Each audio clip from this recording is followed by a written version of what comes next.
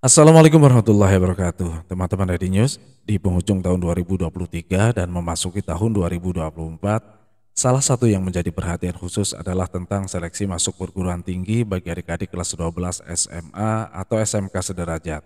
Iya, karena proses seleksi masuk perguruan tinggi, khususnya perguruan tinggi negeri, dibuka lebih awal melalui berbagai macam jalur.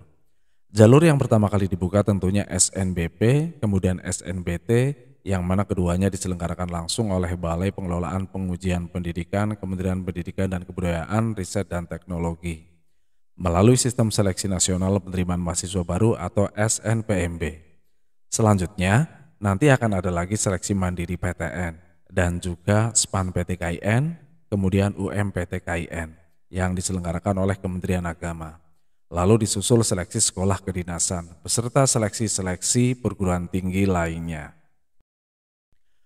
Oleh karena banyak ragam perguruan tinggi di Indonesia, sebelum menentukan pilihan perguruan tinggi mana serta program studi apa yang akan dipilih, maka bagi adik-adik kelas 12 SMA atau SMK sederajat calon lulusan tahun 2024 yang ingin melanjutkan ke perguruan tinggi, kiranya perlu memahami tentang jenis-jenis perguruan tinggi di Indonesia, agar tidak salah jurusan serta tidak menjauh dari minat dan bakat. Baik, kalau begitu kita langsung saja bahas tentang jenis-jenis perguruan tinggi di Indonesia.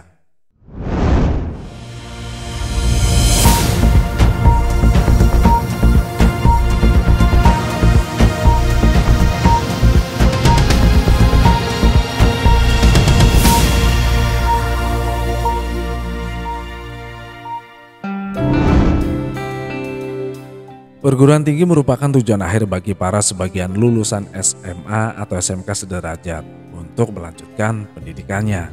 Namun tidak jarang calon lulusan atau lulusan SMA SMK sederajat bingung untuk menentukan pilihan perguruan tinggi yang tepat karena jenis perguruan tinggi menawarkan ragam program studi yang berbeda-beda antara jenis perguruan tinggi yang satu dengan yang lainnya.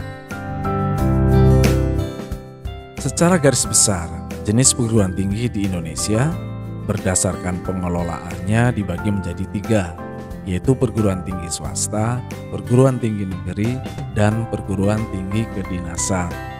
Sementara berdasarkan sistem pendidikannya terbagi menjadi 5, yaitu universitas, institut, sekolah tinggi, akademi, dan politeknik.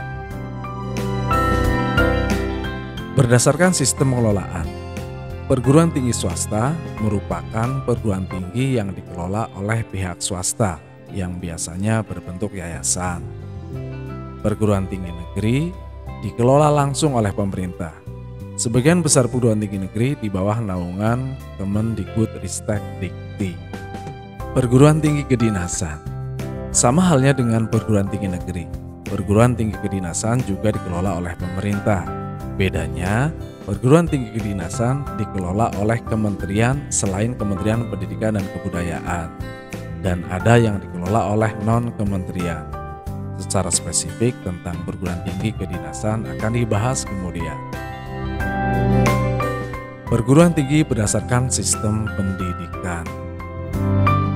Peserta didik kelas 12 SMA SMK sederajat tentu perlu mengetahui perguruan tinggi berdasarkan sistem pendidikan. Yang pertama ada universitas. Universitas menjadi salah satu jenis perguruan tinggi yang memiliki rumpun ilmu paling banyak jika dibandingkan dengan jenis perguruan tinggi lainnya. Pembagian rumpun ilmu atau program studi dilakukan melalui ragam fakultasnya. Fakultas dalam universitas mewadahi program studi. Seperti dalam Fakultas Kedokteran ada program studi fisioterapi, ilmu keperawatan, ilmu kesehatan masyarakat, pendidikan dokter, dan lain-lain. Dalam Fakultas Ekonomi ada program studi manajemen, akuntansi, kewirausahaan, dan lain-lain. Dan masih banyak lagi fakultas-fakultas beserta program studinya. Universitas ini biasanya membagi pendidikan dalam 2 jenis, yaitu vokasi dan akademik. Pendidikan vokasi fokus pada keahlian dan keterampilan agar mahasiswa dapat mempersiapkan diri setelah lulus sesuai dengan bidang keahlian yang dimiliki. sedangkan pendidikan akademik lebih menekankan pada pengembangan ilmu. Universitas juga memberikan banyak pilihan untuk jenjang pendidikan, seperti jenjang diploma 3, strata 1, strata 2 atau magister, dan strata 3 atau doktor. Jadi, dapat dikatakan bahwa universitas merupakan jenis perguruan tinggi yang kompleks, memiliki ragam fakultas dan program studi, serta jenjang pendidikan. Kedua, institut. Institut menjadi salah satu perguruan tinggi yang berfokus pada satu jenis keilmuan saja. Perguruan tinggi ini juga memiliki sejumlah fakultas dan program studi, tapi masih dalam satu rumpun. Seperti rumpun seni di Institut Kesenian Jakarta, rumpun teknologi pada Institut Teknologi Bandung, rumpun ilmu agama pada Institut Agama Islam, dan masih banyak institut-institut lainnya.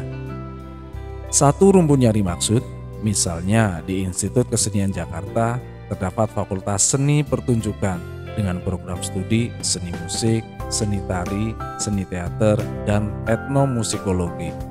Lalu ada Fakultas Seni Rupa dan Desain dengan program studi desain interior, desain komunikasi visual, desain produk, kriya seni, dan seni rupa murni.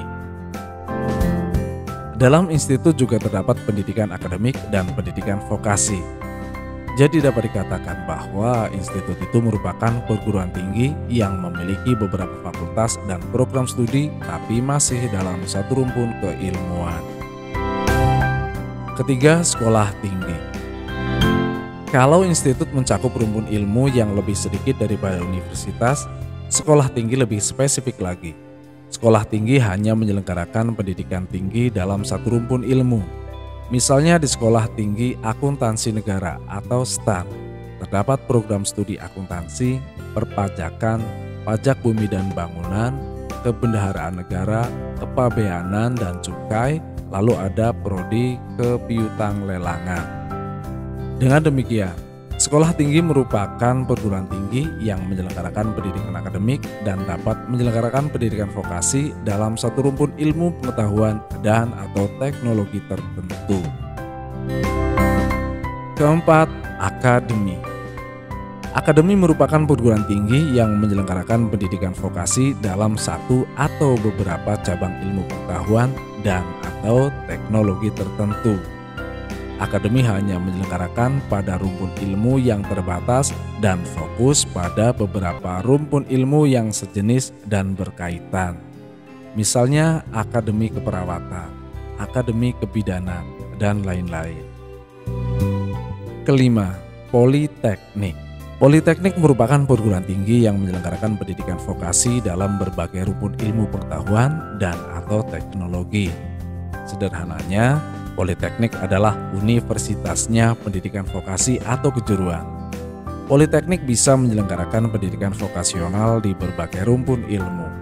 Misalnya, pada Politeknik Negeri Semarang, terdapat jurusan teknik sipil, teknik mesin, teknik elektro, akuntansi, dan administrasi bisnis.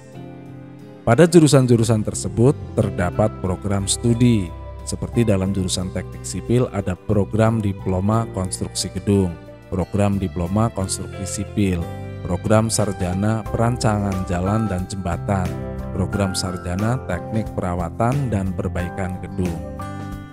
Pada jurusan teknik mesin, terdapat program studi diploma teknik mesin, program diploma teknik konversi energi, program sarjana teknik mesin produksi dan perawatan, program sarjana teknologi rekayasa pembangkit energi, dan seterusnya. Baik teman-teman Ready News, khususnya adik-adik kelas 12 SMA SMK Sederajat, itulah beberapa jenis perguruan tinggi yang dapat dipilih sebagai tujuan untuk menempuh pendidikan tinggi setelah lulus dari bangku SMA atau SMK Sederajat. Akhir kata, salam sehat, salam semangat, wassalamualaikum warahmatullahi wabarakatuh.